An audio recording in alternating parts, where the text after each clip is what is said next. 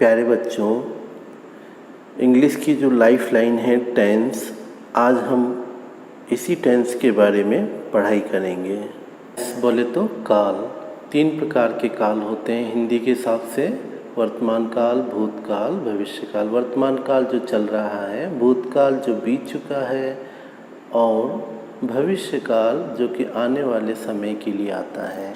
इस तरीके से हिंदी में काल 3 होते हैं। इन्हें इंग्लिश में अब क्या कहते हैं? वर्तमान काल को प्रेजेंट टेंस, भूतकाल को पास्ट टेंस और भविष्य काल को फ्यूचर टेंस। इस तरीके से इनके तीनों के 4-4 पार्ट भी होते हैं और इस तरह से टोटल मिलाकर 3 × 4 = 12 पार्ट, यानी कि 12 पार्ट्स इनके हो जाते हैं। तो कुल टोटल मिलाकर 12 टेंस होते हैं। सबके 4-4 पार्ट होते हैं। इस तरीके से ये 12 होते हैं। तो सबसे पहला जो होता है इनडेफिनिट होता है। इनडेफिनिट का मतलब होता है अनिश्चित, यानी जिसमें समय जो होता है वो निर्धारित नहीं होता। ऐसे वाक्य जिनका समय निर्धारित नहीं होता, कुछ भी समय निर्धारित नहीं है। मैं हिंदी बोलता हूँ या आई स्पीक हिंदी, बट इसमें कुछ भी ये जाहिर नहीं हो रहा कि वो कब हिंदी बोलता है। तो यानी कि ये क्या कहलाएगा? इनडेफिनिट टेंस कहलाएगा। इसी तरीके से दूसरा जो है वो है कंटिन्यूअस टेंस। कंटिन्यूअस का मतलब जिसमें जारी रहना जाहिर होता है, जिसमें काम लगातार चालू रहता है, जारी रहता है, उसे कंटिन्यूअस कहते हैं। एग्जाम्पल के तौर पर हम इसमें देखेंगे, जैसे कि मैं फुटबॉल खेल रहा हूँ। अब मैं फुटबॉल खेल रहा हूँ, आई एम प्लेइंग फुटबॉल। अब खेल रहा हूँ, इसमें यानी कि काम का क्या है? जारी रहना जाहिर हो रहा है। ठीक है। इसी तरीके से तीसरा टेंस है परफेक्ट टेंस। इसमें मतलब जो है हमें यह जाहिर होता है कि काम पूरा हो चुका है। यानी इसका एग्ज़ाम्पल ये होगा कि मैं फुटबॉल खेल चुका हूँ। यानी चुका हूँ, चुकी हैं या चुके हैं जहाँ आता है वो सब परफेक्ट टेंस की कैटेगरी में आते हैं। चौथा जो है वो है परफेक्ट कंटिन्यूअस टेंस, जिसमें परफेक्ट यानी चुका चुकी आते हैं, यानी काम हो भी चुका है, और कंटिन्यूअस का मतलब है जारी भी है।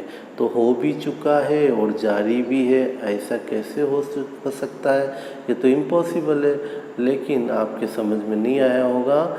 इसको समझने के लिए हम एक एग्जाम्पल देखेंगे।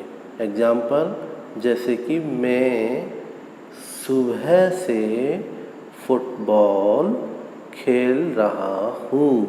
तो खेल चुका भी हूँ और खेल रहा भी हूँ, यानी काम हो भी चुका है और चल भी रहा है। तो इस तरह के टेंस परफेक्ट कंटिन्यूअस की कैटेगरी में आते हैं। इसी तरीके से दूसरा एग्जाम्पल हम देखेंगे कि मैं पिछले 5 सालों से हिंदी बोल रहा हूँ।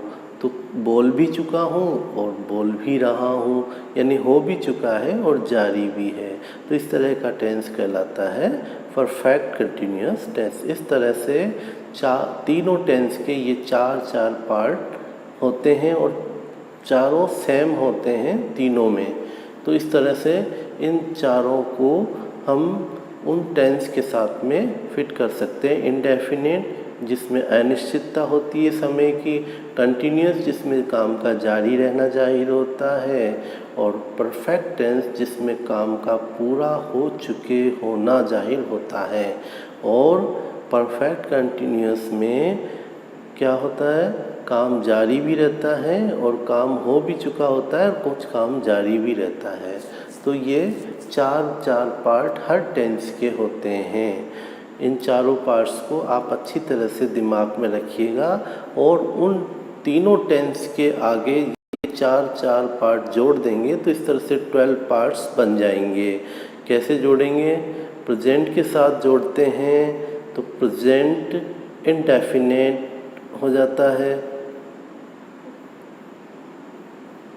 ठीक है। प्रेजेंट के साथ अगर हम जोड़ते हैं तो ये क्या हो जाएगा? Present indefinite, present continuous, present perfect tense, present perfect continuous. Past के साथ जोड़ेंगे past indefinite, past continuous tense, past perfect tense, past perfect continuous. Future के साथ जब हम जोड़ेंगे future indefinite, future continuous, future perfect tense, future perfect continuous. तो बच्चों आज हम